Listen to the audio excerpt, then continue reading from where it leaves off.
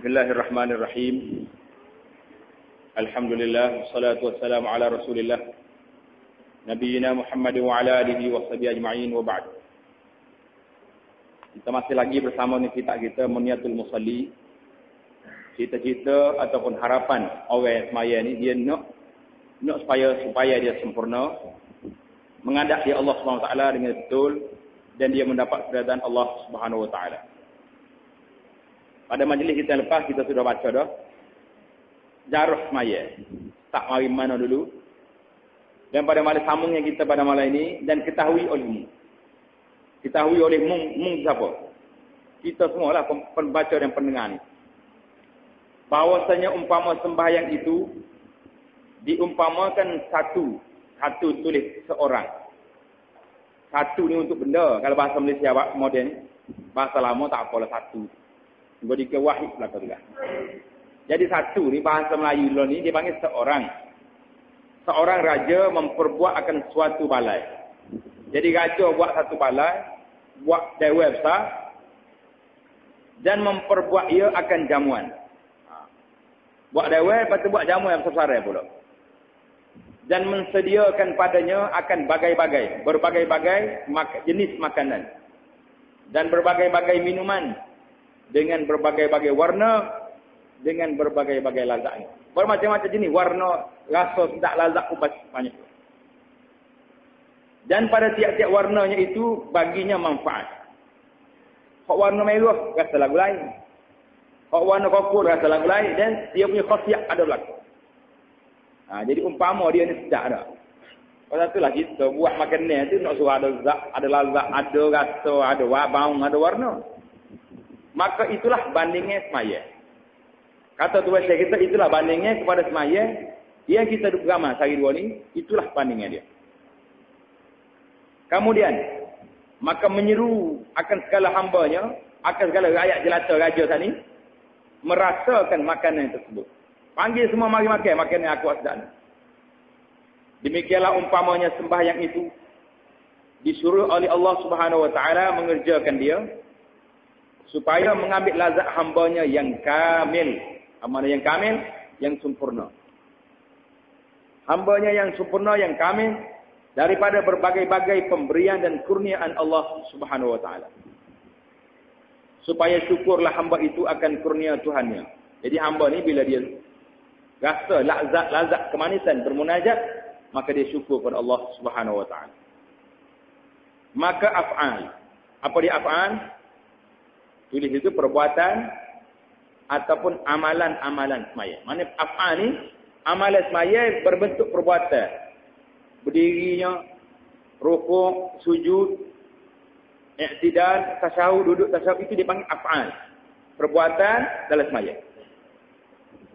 Maka af'alus salah, iaitulah perbuatan-perbuatan amalan dalam semaya itu seumpama makanan. Dan zikir, dan tasbih, dan doa bagai-bagai warna minuman. Jadi makanannya itu umpama apa? Kalau af'alus salah. Zikir dan tasbih yang kita baca ni subhana rabbiyal azim, subhana rabbiyal a'la, rabbil khulli semua sekali itu dipanggil warna minuman. Maka apa makanan dan minumannya daripada umpama ini hingga tiada sedar hambanya yang arifin akan dirinya. Hamba yang arifin, hamba yang kenal Allah SWT, apabila dia semaya, boleh semaya, dia tidak kenal lagi diri dia. Dan sejuk mata hatinya dengan kurnianya yang tiada dapat diperinya, yang tiada dapat dihitung, yang tiada dapat dikira. Itu mana diperinya. Apa mana diperinya, tak dapat dikira. Kerana ialah yang dinamakan Jannah Al-Ajilah. Gua bagi Jannatul Ajilah. Jannatul Ajilah apa makna? Syurga yang disegerakan. Bagi orang mukmin, apabila dia boleh semaya munajat dengan Allah, dia rasa hidup dia bermakna, rasa hidup dia ada faedah dan manis di munajat Allah, maka itu dinamakan Jannatul Ajilah, syurga yang disegerakan oleh Allah Taala kepada kita. Seperti firman Allah Taala, وَلِمَنْ خَافَ مَقَامَ رَبِّهِ جَنَّتَانِ Ayat ini daripada surah Ar-Rahman ayat yang ke-46. Surah Ar-Rahman ayat yang ke-46. Maknanya, dan bagi orang yang takut akan makam Tuhannya itu, makam mana kedudukan Allah SWT, dua syurga. Dia boleh dua syurga. Disegera di dalam dunia. Satu, syurga dalam dunia ni apa dia? Iaitulah sejuk mata hatinya dengan syuhud akan Tuhan. Apa makna syuhud? Setiap istilah dalam kitab kita ni kena tanda belakang. Kalau tidak, payah kita nak faham nanti dan nak jelas pada orang apa susah. Bukan senang. Syuhud maknanya penyaksian dengan mata hati dia kepada Allah SWT. Itu makna syuhud. Syuhud makna apa? Syuhud akan Tuhannya, penyaksian dia dengan Allah SWT dengan mata hati. Dia tengok nampak Allah. Seolah dia rasa dia bila semaya, dia berdepan dengan Allah SWT. Itu yang pertama. Dan syurga yang kedua di akhirat nanti, insya-Allah taala. Jadi ambillah perumpamaan semaya. Semaya ini diumpamakan seperti raja buat bala besar, panggil orang makan dengan berbagai-bagai jenis. Jadi demikianlah kita Allah SWT sediakan kepada hamba dia ni semaya supaya manusia ini merasai lazat munajat kepada Allah atas dunia dan akan merasai nikmat syurga dalam akhirat nanti. Dan kata setengah hukama, apa makna hukama pula? Hukama ni maknanya orang bijak, orang cerdik pandai, itu makna hukama. Bahawasanya sembahyang itu menghimpunkan di dalamnya 12,000 perkara. Banyak. Dalam sembahyang ni ada berapa perkara? Berapa dalam sembahyang ni? 12,000 perkara. Kemudian maka disimpankan akan 12,000 itu pada 12 perkara. 12,000 besar masuk dalam satu file yang besar jadi 12 perkara. Maka barang siapa yang berkendak sembahyang tak dapat tiada daripada mengetahui mengerjakan 12 perkara itu supaya sempurnalah sembahyang. Jadi bila orang nak sembahyang mesti lakukan 12 perkara ini. Kalau tidak, semaya dia tidak sempurna. Maka 6 perkara dahulu daripada masuk waktu semaya. 6 perkara dahulu daripada masuk waktu semaya.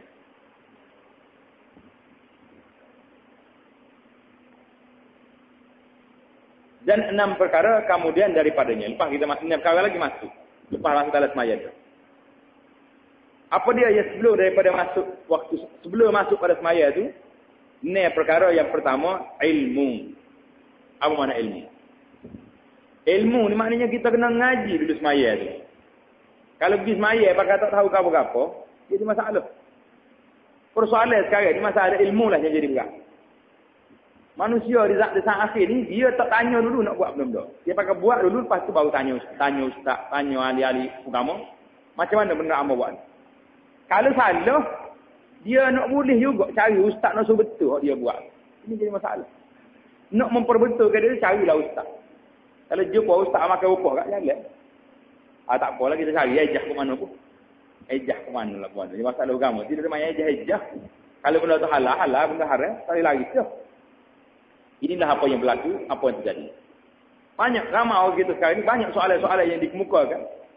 Yang sampai kepada kita dan lain-lain. Soalan dia buat dulu. Belum pada. Lepas tu baru tanya. Jadi banyak tak kena kan. Pasal itulah syarat nak sempurna semaya ni. Yang pertama ilmu. Kita mesti ngaji dulu. Apa dia semaya? Mula-mula belum pada semaya, syarat nak semaya apa dia? Mesti ada wudu.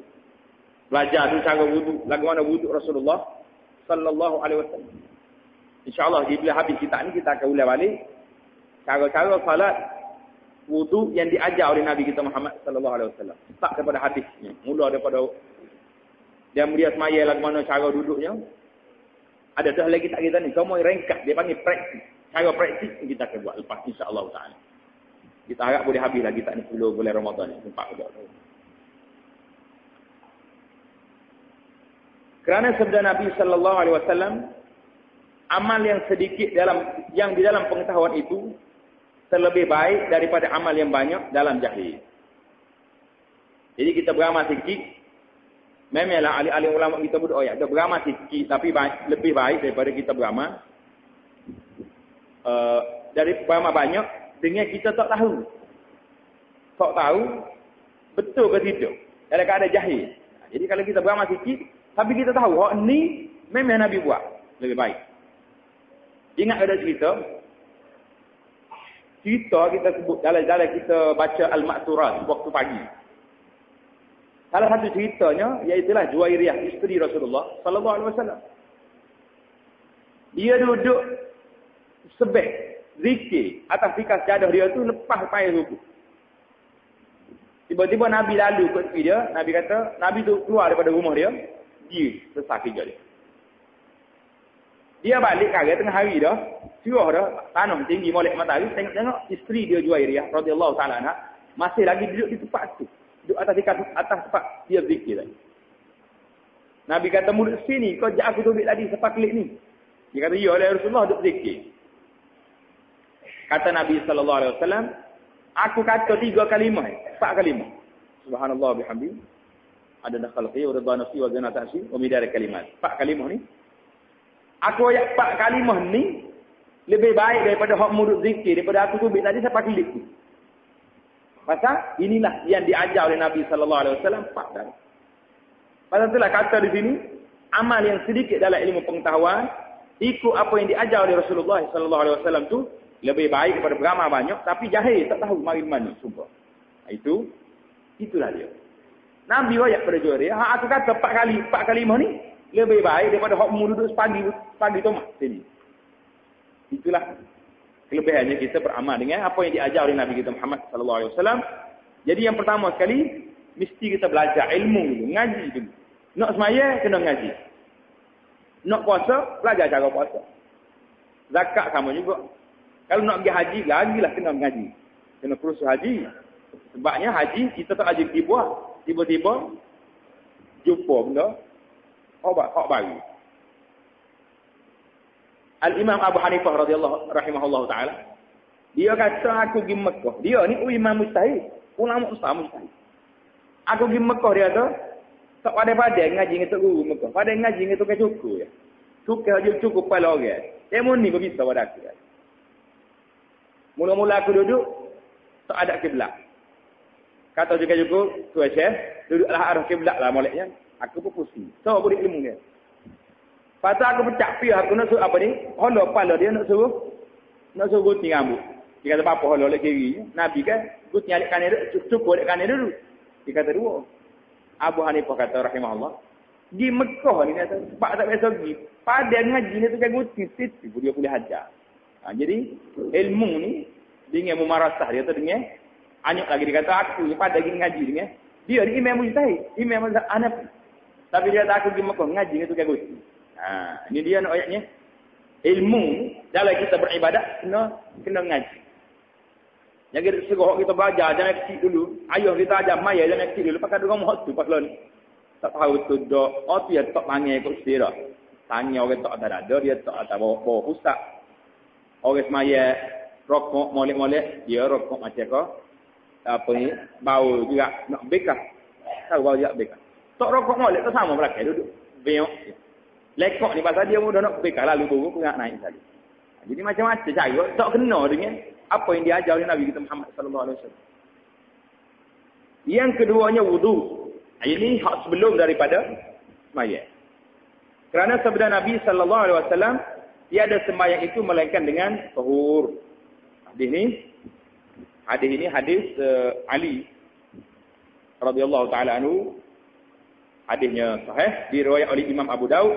Miftahus salati at-tuhur. Miftahus salati at-tuhur. Mana Nabi kata semaya ni tak terima, permulaan semaya ni kena bermula dengan wudu. Yang ketiganya pakaian.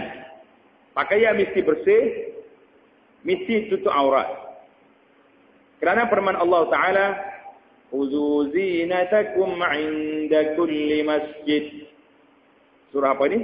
Al-A'raf ayat 31. Surah Al-A'raf ayat 31. Hadis tiada semaya melainkan dengan tuhur. ambil oleh kamu, maknanya Al-A'raf ayat 31, ambil oleh kamu akan pakaian kamu pada tiap-tiap masjid. Tiap-tiap masjid mesti ada pakaian, yakni pakai akan pakaian kamu pada tiap-tiap kali semaya. Nak semaya kena ada pakaian. Jangan tak pakai baju pergi semaya. Tak boleh. Pakai hak paling comel. Nak pergi masjid, pakai sekali comel. Orang lelaki-lelaki. Orang perempuan ni dia tahu kanon dia. Ni dia nak pergi masjid, cari baju-baju baru. Nak pergi kedai barulah jangan. Tak guna. Nak pergi masjid ni Nabi SAW kata, khuzu zinatakum inda kulli masjid. Ambillah pakaian kamu, perhiasan pakaianmu ni bila pergi masjid. Pasal di masjid ini menghadap siapa? Menghadap Allah Subhanahu Wa Taala. Yang keempat, memelihara akan waktu, jaga waktu. Nak maya maghrib kena tunggu masuk waktu dia dulu. Yang kelima, menghadap kiblat. Hadap ke arah kiblat. Yang keenam, niat. Niat kerana sabda Nabi sallallahu alaihi wasallam, innamal a'malu binniyat. Hadis ini hadis muttafaqun alaih, mana riwayat oleh Imam Bukhari dan Muslim. Jadi hadis muttafaq alaih. Sesungguhnya segala amal itu dengan niat. Segala benda amal ni mesti dengan niat. Jadi kita jelas dah baru ni. Dalam kitabah kita jelas bahawasanya segala amal yang diharuskan. Amal kerja buat yang diharus oleh Allah Subhanahu Wa Taala. Jadi kalau kita niat baik, dia akan bertukar, boleh pahala, dia jadi ibadat kepada Allah Subhanahu Wa Taala. Tapi kalau amal asalnya tidak baik, curi tak baik. Kita pun niat, aku nak pergi curi ni sebab nak pergi tolong orang miskin. Tak akan jadi ibadat lah tu. Pasal asal dia tu salah dah. Yang boleh bertukar niat ni jadi baik benda ni, iaitulah dalam amal-amal yang diharuskan oleh Allah Subhanahu Wa Taala, amal yang mubah. Adapun amal yang sunat, itu dia sendiri otomatik dah tu jadi boleh pahala. Amal yang mubah, mana amal yang harus, yang boleh kita buat. Innamal a'malu binniyat. Sesungguhnya setiap amalan itu mesti dengan niat. Mana kalau kita tak niat nak maya, orang kata buat gapo? Bangun rokok, bangun tunduk, tanpa niat. Tak jadi. Kita kena niat. Perbahasan niat kita bahas dah baru ni. Niat di mana tempat niat? Dalam hati kita. Maknanya niat tu dalam hati. Kalau tak kata dengan lidah pun tak apa. Tapi kalau kata dengan lidah, hati tak kata, boleh jadi? Tak boleh. Ya. Yang ketujuh, takbiratul ihram. Nak masuk dalam semaya kan?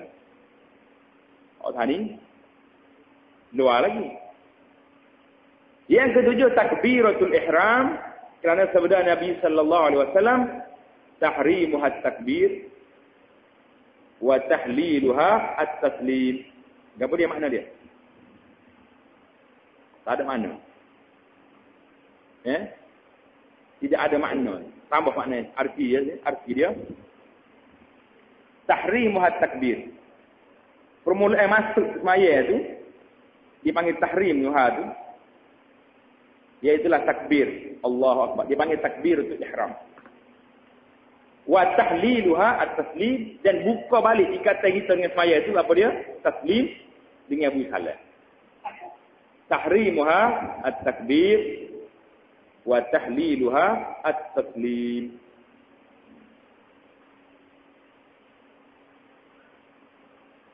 Hadis ini hadis riwayat oleh Imam Abu Daud. Yang ke-8, berdiri. Bila berdiri? Berdiri qiyam untuk maya. Kerana firman Allah Ta'ala, wa qumu lillahi qanitin. Surahnya surah Al-Baqarah. Makna dianya, wa qumu lillahi qanitin. Berdirilah kamu bagi Allah. Qumu di sini dengan makna amr, makna suruh. Qumu, hendaklah kamu berdiri. Pasal itulah dia jadi rukus maya. Qiyam tu rukus maya. Lagi kita mampu berdiri, tak boleh maya bila duduk. Kalau kita duduk, rebah. Barulah boleh. Kalau kita berdiri, rebah. Barulah boleh duduk. Lagi kita boleh berdiri, tak boleh kita maya duduk dalam maya fardu. Maya sunat tak apa, maya duduk.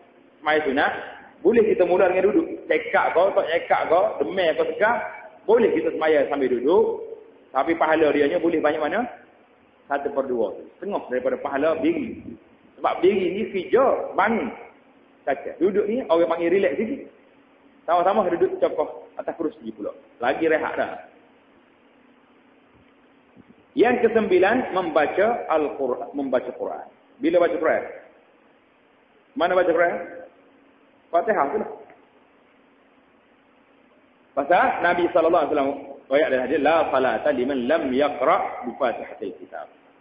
Tak jadi semaya orang yang tak baca Fatihah. Apa dia boleh tak baca Fatihah? Boleh ke tidak kita semaya tak baca Fatihah? Boleh. Bila? Cerdik aja jawab Kalau kita masuk mari tu tak imam rokok dah. Boleh kita masuk tu. Rakaat tu lah dimaafkannya, orang lain kena lah juga. Yang ke-10 rukuk. Yang ke-11 sujud 2 kali. Yang ke-12 duduk tasyahud akhir. Semua ni nama dia apa ni? Rukun semaya. Kau tak ingat?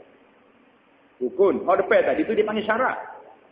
Syarat dengan rukun semaya ni mesti kena buat. Kalau tidak tak jadi semaya gitu. Lepas pada ni dia nak hurah kepada kita pula. Syarat yang pertama tadi apa dia?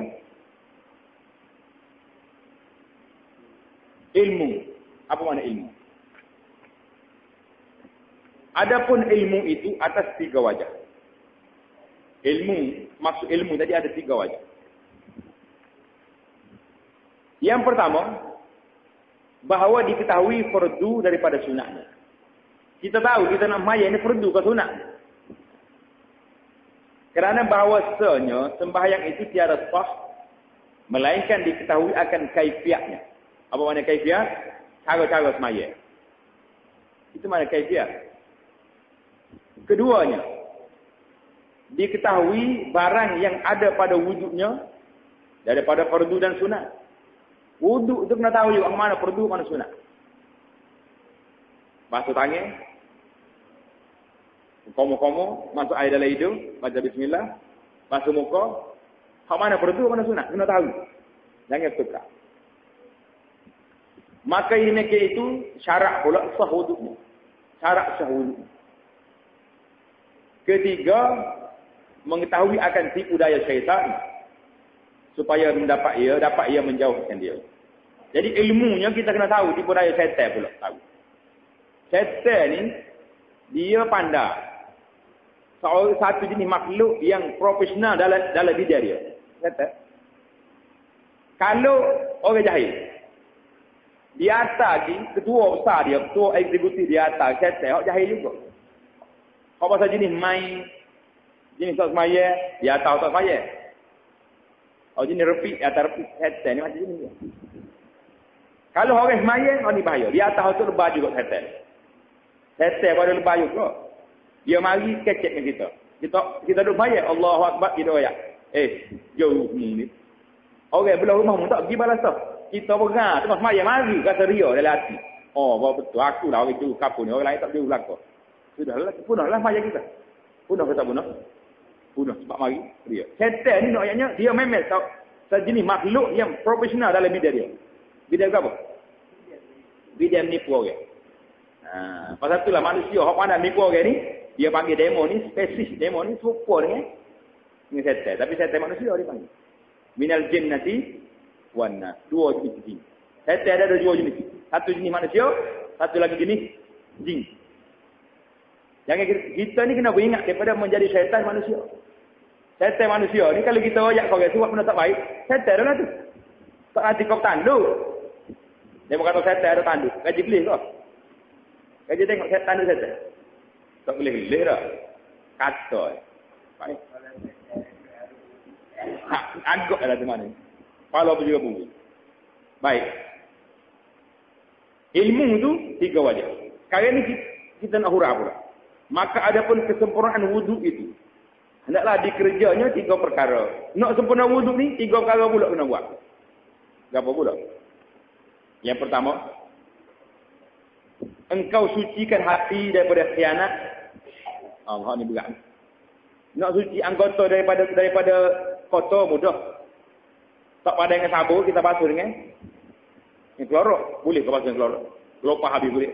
Yang pentingnya boleh kita buat.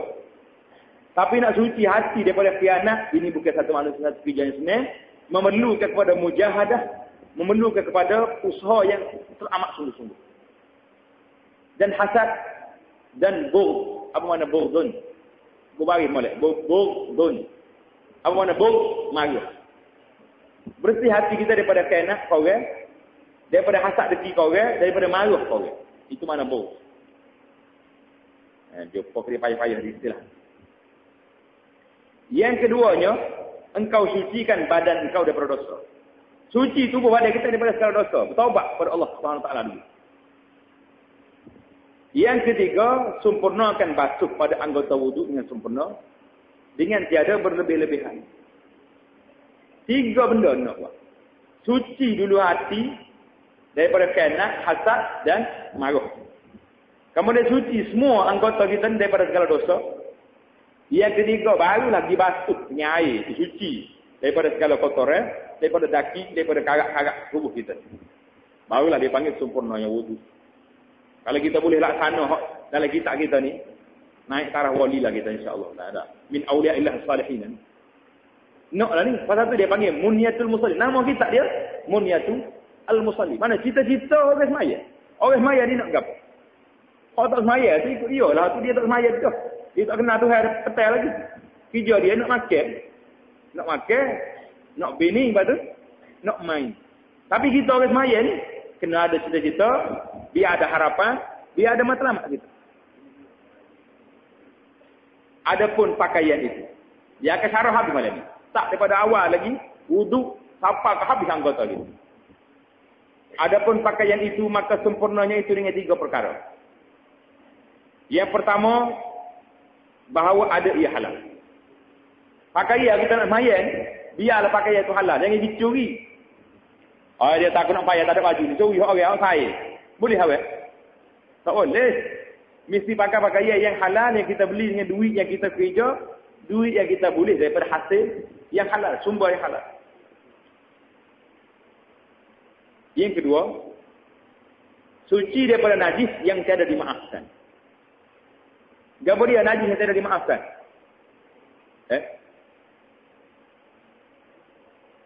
Semua jenis najis yang dimaafkan berapa perkara.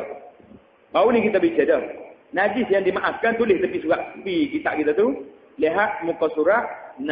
Dalam kitab kita ni muka surat 6. Di sana sudah ada, sudah bincang dah, sudah jelas dah. Iaitulah najis-najis yang yang tidak dimaafkan, yang dimaafkan. Muka surat 6 tu. Baris yang ke-9. Baris yang ke-9 daripada muka surat 6. Dan ke-6, suci ia daripada najis yang tiada dimaafkan dia pada tubuhnya dan kainnya dan tempatnya.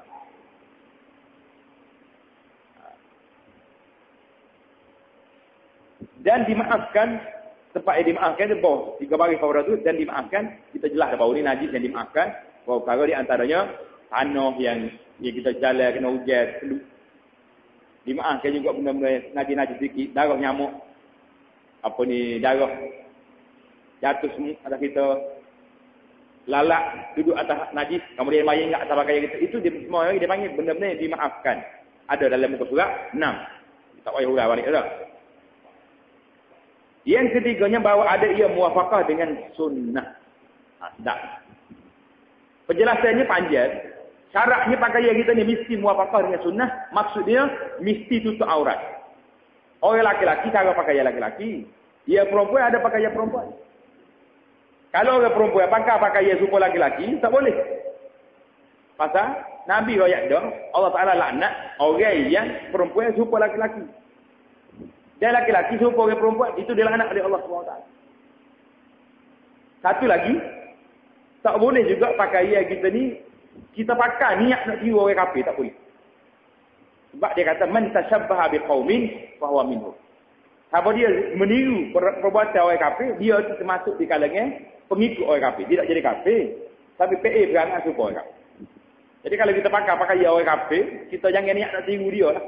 Niat ni pakai orang pakai zaman dulu. Kena ingat boleh. Jangan bila kita pakai kop tak, apa ni? Serupa orang mereka. Jangan. Bahaya. Nabi kata, man tashabbaha biqaumin fahuwa minhum. At-tashabbuh bil kufar ni mamnu. Jadi orang perempuan kena ingat pakaian dia tu, kena ingat. Lagu mana etika pakaian? Pasal apa dalam maya kita boleh pakai tutup aurat molek-molek? Bila nak tubik daripada sembahyang, nak pergi kedai, tak tutup aurat. Semua perbuatan ini hasil daripada pemikiran umat manusia telah dijajah oleh penjajah orang putih, penjajah Yahudi, penjajah Kristian dan penjajah hawa nafsu dia. Penjajah yang paling besar sekali dalam diri manusia ni, iaitulah nafsu dia sendiri. Penjajah orang putih kita boleh hamba gelik. Penjajah Jepun boleh hamba gelik. Penjajah orang tak boleh hamba gelik ni siapa dia? Penjajah yang duduk jajah dari diri kita. Syaitan, hawa nafsu, ni yang payah. Pasal dia duduk sekali dengan kita. Duduk dalam rumah sekali dengan kita, tidur bangun dengan kita. Mana nak boleh hamba? Dengan kekuatan iman kita boleh hamba. Kita duduk marah ke penjajah. Penjajah lah ni punah kita. Penjajah punah kita. Sebab kita ikut dia. Kalau kita lawan dia, boleh punah? Tak boleh. Dia gelik dia. Itulah kita duduk patuh, selalu duduk patuh. Orang putih, harimau mati meninggal. Meninggal apa? Meninggal belah. Orang kata. Betul tak? Harimau mati meninggal. Meninggal belah. Orang putih lari tinggal undang-undang. Undang-undang orang putih pakai lah ni. Ya orang jadi tak ikut Islam ni, undang-undang. Orang putih. Kena ingat patuh, tidak patuh dah. Harimau mati meninggal belah. Orang putih lari tinggal undang-undang. Jadi undang-undang dia ada lagi, dia tak ada dah. Penjajah undang-undang dia memang masih kuat lagi. Tak boleh laksana hukum Islam sebab bercanggah dengan undang-undang orang putih. Tak boleh laksana benda ni. Semua sekali ni kerana bercanggah dengan apa yang ditinggal oleh Inggeris penjajah. Jadi penjajah yang paling besar, penjajah yang ada dalam diri kita. Nafsu kita ni lah penjajah. Mungkin kita dekat tidur dengan dia. Saya ada. Macam mana nak hambat dia? Mesti kita ngaji. Maka nak hambat penjajah dalam diri kita, mesti dengan ada ilmu dan iman yang kuat. Nak kuat iman ni kena beramal dengan Allah SWT dulu. Barulah Tuhan. وَمَنْ يَتَّقِ اللَّهَ يَجْعَلْ لَهُ مَخْرَجًا وَمَنْ يَتَّقِ اللَّهَ يَهْدِهِ. Allah Ta'ala kata, siapa dia takut Tuhan, Tuhan akan beri hidayah kepada dia. Dengan kita takwa kepada Allah, Tuhan akan beri ilmu kepada kita min haitsu la yahtasib. Benda kita tak tahu. Kadang-kadang kita serap, tak mesti aku ni. Tapi dengan sebab kita takwa kepada Allah SWT, banyak ilmu-ilmu yang Tuhan buka, yang kita rasa memang kadang-kadang menipis kehairan. Kemampuan yang ada pada kita tidak mampu untuk nak berdepan dengan masyarakat. Tapi tiba-tiba, Tuhan buka mari. Ilmu kita rasa boleh bawa. Boleh ajar, boleh buka. Minda masyarakat. Kadang-kadang kita rasa sebab nada sendiri. Alhamdulillah kita ni, dalam kita ngaji, yang penting sekali mesti warak pada Allah SWT dan mesti kita bertakwa pada Allah. Nabi kata sallallahu alaihi wasallam, "Innama ana qasim wallahu mu'ti." Nabi kata aku boleh hajarmu. Kau ni boleh, kau ni tak boleh. Tapi yang beri kepahaman kepada kamu yang sebenarnya siapa dia? Allah Subhanahu wa taala. Wallahu mu'ti. Dia lah yang wujud. Jadi hendaklah kita pakai pakaian yang muafaqah dengan sunnah, pakaian yang bertepatan dengan sunnah. Dan jangan ada pakaian itu atas jalan takabur. Jalan takabur maksudnya kita pakai baju ni kerana nak menunjuk orang. Baju aku ni besar hebat. Dan ujub. Apa makna ujub? Mana bangga diri. Tanda mak ujub. Mana dia apa? Bangga diri, kita rasa pakaian kita comel, orang lain belakang belakang. Dan mentok. Jadi masalah etika berpakaian ni, alhamdulillah, kita sudah baca, sudah bincang dengan panjang lebar, iaitulah dalam kuliah Riyadhus Salihin yang kita baca pada setiap malam Sabtu sebulan sekali. Jadi malam Sabtu yang kita kuliah kita tu kitab Riyadhus Salihin. Kali ini kita sudah masuk dalam kitab Al-Libas, kitab mengenai pakaian. Satu bab dibawa dalam Riyadhus Salihin tentang pakaian. Mana boleh, mana tak boleh. Jadi malam ni tak lima huruf banyak. Adapun memeliharakan waktu itu satu-satu dia hurai. Memelihara waktu itu lagu mana pula? Maka sempurnanya di dalam 3 perkara. Yang pertama, bahawa ada ia mata engkau melihat akan matahari dan bulan dan bintang. Tak. Muallif kita kata ni, mu nak jaga waktu semaya tu, mata mu tengok matahari, tengok bulan dan bintang. Atau suruh buat kita tengok matahari bulan bintang ni, pakai tak semaya dah. Tak jumpa waktu semaya dah. Tak kena waktu. Sekarang ni kita kena belajar. Masuk waktu zuhur bila? Apabila matahari di tengah langit. Fi kabidis. Duduk tengah-tengah langit. Zawal al-syam sikit. Masuk waktu. Kena belajar. Masa apa kena belajar? Mungkin satu hari nanti. Bila mari bencana yang besar tu hari tipu. Masa tu, gel tahu mana dah. Bila habis gel? Bateri tak ada habis. Kalau ada gel pun tak hidup bateri. Pada masa tu, macam mana kita nak semaya? Kalau tak ngaji, molek-molek kan. Ni pelajar-pelajar kita ni bila masuk waktu semaya, kita royak waktu semaya zuhur ni, zawalus syams.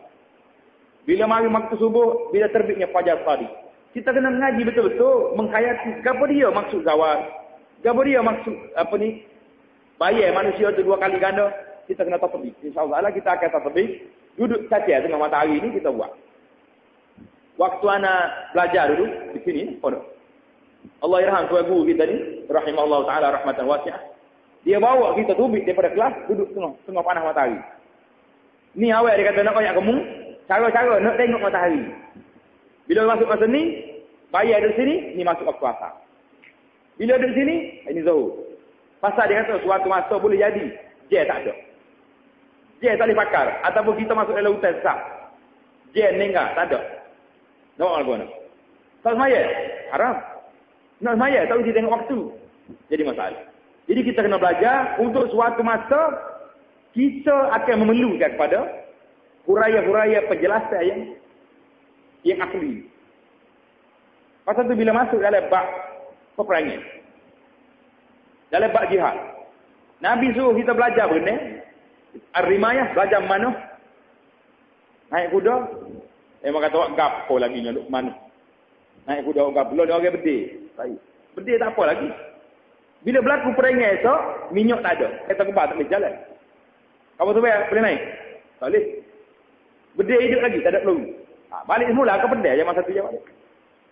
Jadi kita jangan setera benda hak tak boleh buat dah ni setera leceh lah. Kita kena rasa apa yang ada dalam diajar oleh Islam ni, semua sekali kita kena praktik. Ada faedahnya. Suatu masa manusia ni akan kembali kepada benda ni. Minyak akan habis. Sikit lagi kita ni boleh ada naik utang pula. Minyak habis. Jalan apa nak kata? Kalau tak ada kita pun anak-anak cucu wallahu a'lam. Dekat-dekat nak kiamat akan jumpa lah benda ni. Pak Wan kita. Nak tengok matahari tadi. Dan memelihara agar waktu itu sempurnanya dalam 3 perkara. Yang pertama, bahawa ada ia mata engkau, matamu itu, melihat akan matahari dan bulan dan bintang. Matahari untuk semaya tengah hari. Bulan semaya bila? Semaya malam. Bintang untuk apa bintang? Araf kiblat, araf.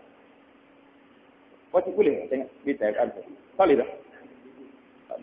Mana kalau kita hilang araf, hilang abdomen, tak tahu nak bila lakuan. Kita kena tengok bintang dah lakuan. Dia ada bintang dia ni, hak ni tunjuk kiblat lakuan. Ada. Kena ngajilah insya-Allah dalam ilmu falakiyah ya, Pak. Falakiyah. Jadi kita dah belajar dulu. Kita ngaji balik ilmu falakiyah insya-Allah taala. Untuk nak klik. Biar kita klik di mata kita. Oh ni zuhur, ni asar, ni maghrib, isya. Kita akan tetap insya-Allah jemur tengah panas ni kita ngaji waktu semaya. Praktik dia panggil praktik. Dan engkau amat-amat akan dia bagi hadir waktu, bagi masuk waktu. Tengok bila kita boleh tahu masuk waktu bila.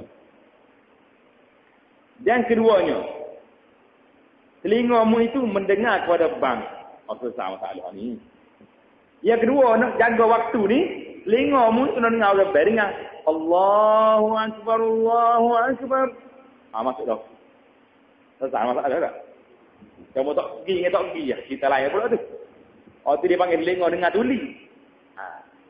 Lagu mana pula telinga dengar tuli? Dengar orang baik tapi tuli tak pergi. Tuli kan? Tuli dia segi jawapan.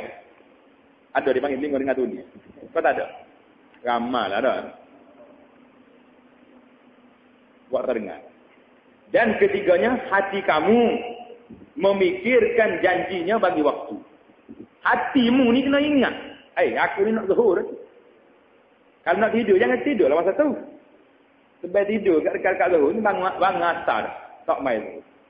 Kita clear dah. Lah ni pukul 1 dah. Zuhur 1 suku. Jadi jangan tidur lagi lah. Ambil wuduk dulu. Jalan dulu baca benda-benda. Baca kitab. Kalau kitab mengatuk, baca buku-buku cerita yang baik-baik. Jarah Nabi, jarah orang dahulu. Kena baca buku jarah orang. Jangan baca buku kasut, tak ada faedah. La faedah tapi. Kita kena baca Qisasul Umam. Sejarah umat-umat terdahulu. Macam mana sahabat-sahabat dia perai lagu ni. Ulama-ulama tabi'in perai lagu ni. Kita kena mengaji. Kalau tu dalam maktabah kita banyak buku-buku. Pelajar kita naik baca.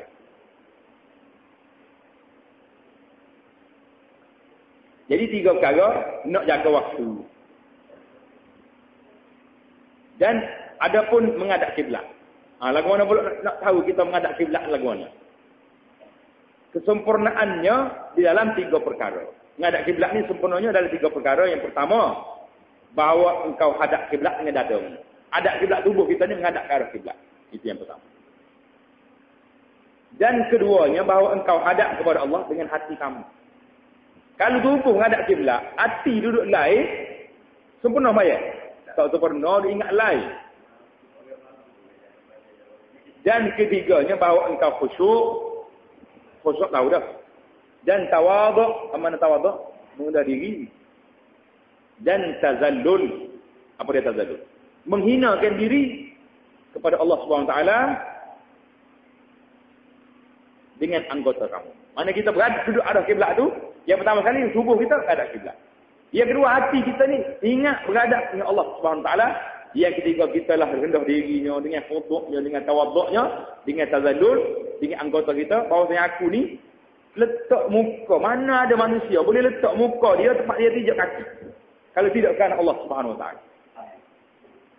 Pada itulah Nabi kata sallallahu alaihi wasallam, "A'inni bikasratis sujud." Seorang sahabat minta nak jadi sahabat, nak kawin dengan Nabi dalam syurga. Nabi kata untuk melaksanakan tuntutan ni, "A'inni ala nafsika bikasratis sujud." Nabi kata, kamu tolong aku untuk melaksanakan permintaan ni dengan banyak sujud. Pasal bila kita tok dai kita, muka yang paling mulia atas tubuh kita ni, kita pergi rembah letak tempat tapak kaki. Hina ke tak hina masa tu? Hina. Pasal itulah sujud ni tak boleh kepada orang lain. Kecuali kepada Allah Rabbul Alamin saja boleh. Kita menghinakan diri kita kepada Allah, itu saja. Hina orang lain, tak boleh. Dengan orang lain boleh sujud, boleh hormat. Pasal tu kalau kita nak salah dengan orang, nak cium tangan dia tu, jangan sampai kita rokok ke dia, haram. Tak boleh.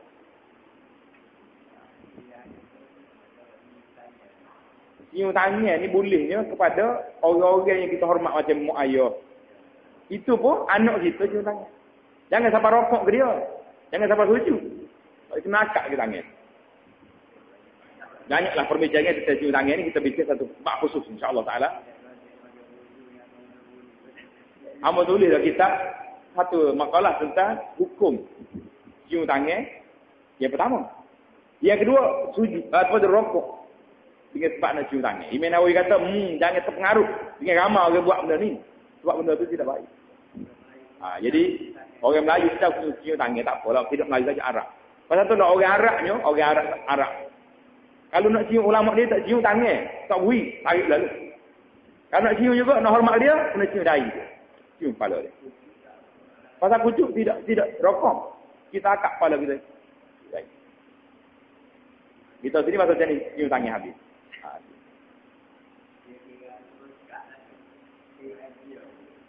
Berapa orang kita tu? Adapun niat. Habis dah.